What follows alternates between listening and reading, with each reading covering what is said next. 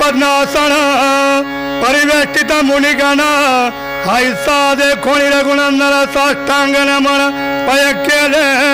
अनंत कोटी ब्रह्मांड नायक मर्यादा पुरुषोत्तम देवादिदेव भगवान श्रीरामचंद्र प्रभूंना भेटण्यासाठी शत्रुघ्न महाराज मधुपुरीहून ते आलेले आहेत. पाहिलं भगवान श्रीरामचंद्र प्रभूंना पाहिलं आणि भगवान श्रीरामचंद्र प्रभूंनी पद्मासन घातलेलं आहे. हां, त्या ठिकाणी आसनस्थ झालेले आहेत.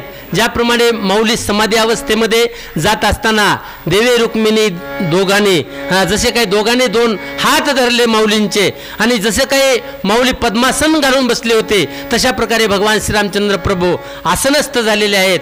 शत्रुघ्न महाराजांनी पाहिलं आणि गहिवर आला.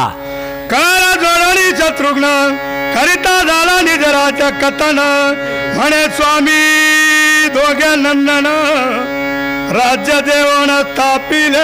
पहा, त्या ठिकाणी शत्रुघ्न महाराजांनी भगवान श्रीरामचंद्र प्रभूंना साष्टांग दंडवत घातले, नमस्कार केला आणि मधुपूरच्या ठिकाणचं जे काही संपूर्ण वृत्तांत आहे तो सांगू लागले की भगवंता, मी माझे जे दोन सुपुत्र आहेत त्यांना त्या ठिकाणी आपापलं अर्ध राज्य वाटून दिलं, दोघांची व्यवस्था केलेली आहे आणि आपल्या भेटीसाठी मी या ठिकाणी उपस्थित आहे. सेवके करावे सांगितले काम, आता कृपा करून मला काय आज्ञा द्यायची असेल ती आज्ञा द्यावी.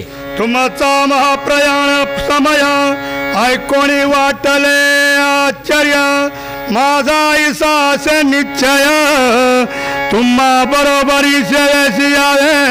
शत्रुघ्न महाराज भगवान श्रीरामचंद्र प्रभूंना विनंती करू लागले की भगवंता आपला तो जो असणारा आणि प्रयाणाचा समय झालेला हे माझ्या लक्षात आलेलं आहे.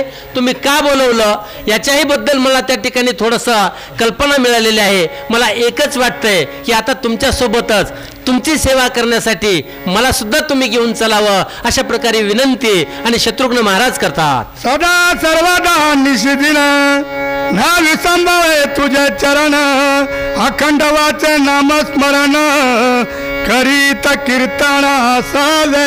भगवंता आता एकच वाटतंय की एक गाऊ आम्ही विठोबाचे नाम अनेकाचे काम नाही. आता एकच वाटतंय की सतत आता नामस्मरण करावं, चिंतन करावं, भजन करावं, तुमची कथा आणि त्या ठिकाणी श्रवण करावे असं त्या ठिकाणी आणि शत्रुघ्न महाराज श्रीराम प्रभूंना बोलतात. वाचक पत्रकार गोवर्धन महाराज बडे आणि सूचक त्यांचे पिताजी दोघांचेही पिता संभाजी महाराज बडे या ठिकाणी येते. आपण त्यांचं श्रवण करूया. या दादा या.